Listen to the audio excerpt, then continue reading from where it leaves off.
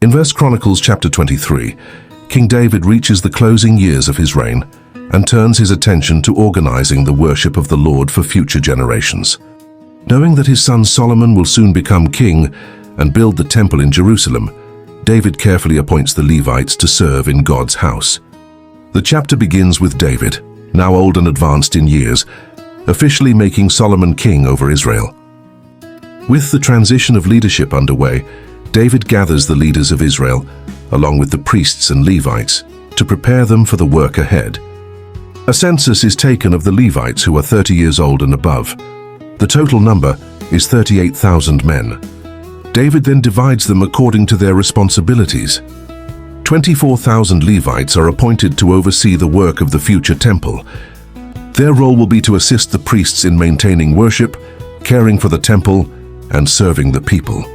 Another 6,000 are assigned as officials and judges, helping administer justice and oversee matters throughout Israel. 4,000 become gatekeepers, responsible for guarding the entrances to the temple and protecting the holy place. Another 4,000 are appointed as musicians, praising the Lord with the musical instruments that David himself had made for worship.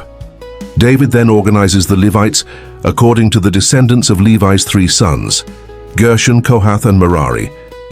From the family of Gershon come the descendants of Ladan and Shimei, each with their own family groups and responsibilities. The descendants of Kohath include Amram, Izhar, Hebron, and Uzziel. Among Amram's sons are Aaron and Moses. Aaron and his descendants are set apart forever to serve as priests before the Lord, offering sacrifices, burning incense, and pronouncing blessings in God's name. Although Moses is one of Israel's greatest leaders, this chapter emphasizes that his descendants are counted among the Levites rather than the priests. They faithfully serve alongside the other Levitical families. The genealogy continues with the descendants of Merari through Mahli and Mushi. David then explains why these new arrangements are being made. In earlier generations, the Levites carried the tabernacle and its furnishings. But now the Lord has given his people rest, and the temple will become the permanent place of worship in Jerusalem. Because the tabernacle will no longer be moved from place to place, the Levites' duties will change. Instead of transporting the sacred tent, they will assist the priests with daily worship, care for the temple courts, and prepare the holy bread. They will stand every morning and evening to thank and praise the Lord, and serve faithfully during Sabbaths and festivals.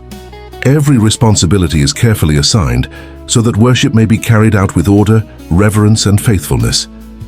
The key message of this chapter is that every role in God's service has value.